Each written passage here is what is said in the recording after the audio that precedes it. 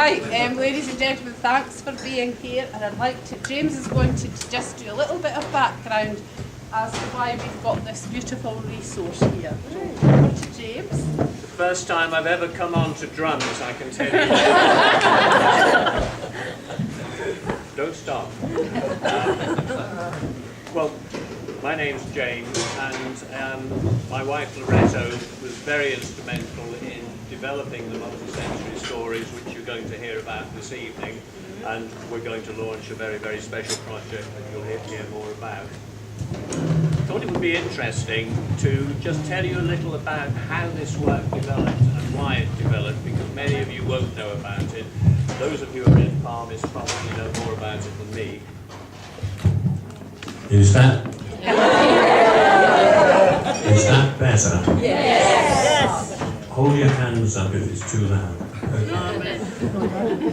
The background to this is quite interesting. What you should know about Loretto is that she had a real passion for supporting and working with the parents of people with complex disabilities, and indeed people with complex disabilities themselves. And she had a number of principles that she applied to everything that she did in developing PAMIS over the 21 years in which she directed us.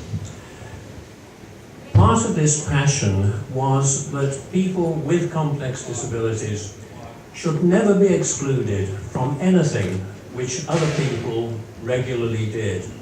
Now, in 1998, I'm afraid this happened in England and Wales, but it did have implications for Scotland.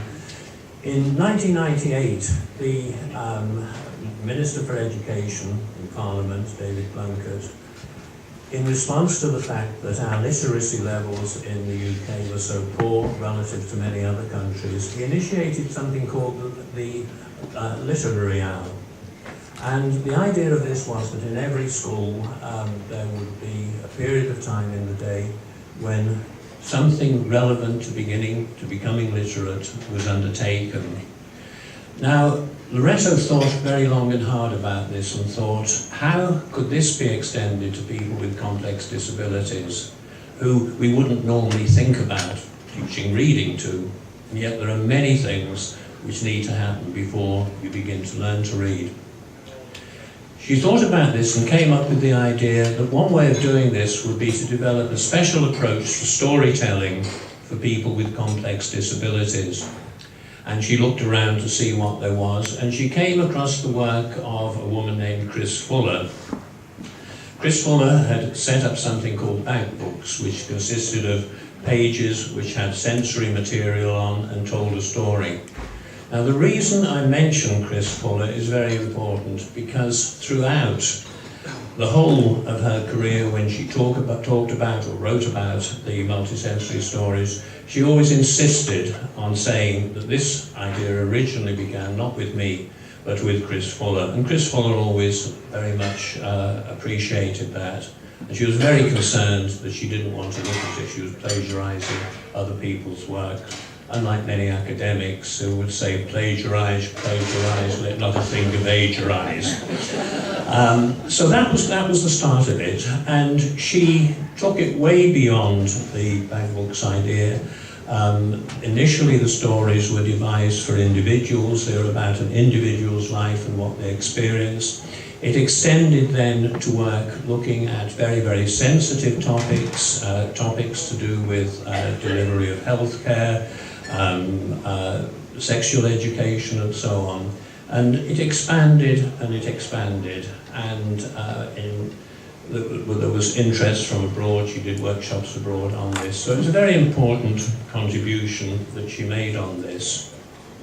Now, you'll hear more from Maureen on this, but what has happened subsequently is the idea of developing a resource in relation to multisensory stories which reflects something of Loretto's life and culture. Loretto was Irish, she came from the west of Ireland, and Maureen and Claire have both visited two of her sisters who live in the west of Ireland, and looked at the kind of places that Loretto herself visited.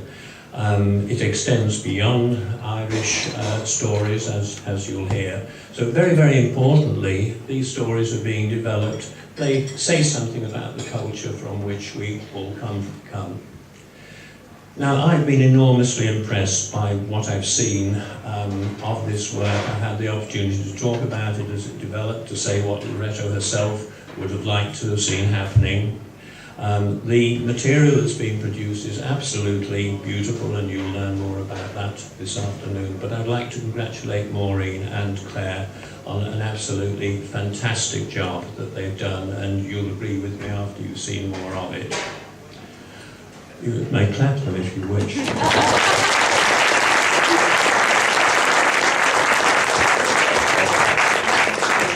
Now, there's just one thing I wanted to add to this, particularly for those of you who don't know about the work of PAMIS in the kind of detail that I do. The multisensory stories were very, very important in Loretto's life, and a very important contribution she made while working for PAMIS. But it's one of many, many things that she did. In setting PAMIS up, she established what is still known, I've just been told, as a family support service.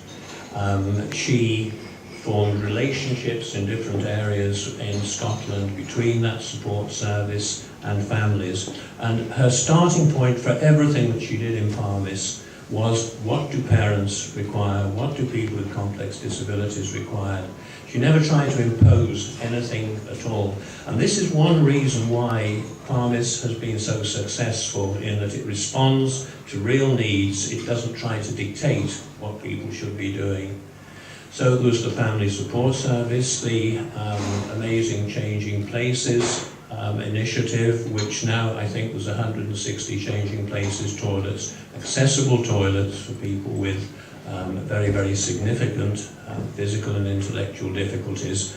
There are now, I'm told, approaching 1,000 such facilities in England and Wales. That was another important initiative. So see the multisensory stories and what has been achieved in that as part of a much wider pattern to try to meet all the needs that people with complex disabilities and their families have. It's a very important initiative in its own right. It's wonderful for me, as Loretto's husband, to have seen this development come after her death. It's a wonderful memorial to her, and I'm sure you're going to enjoy seeing more of it. And that, thank you for listening to me.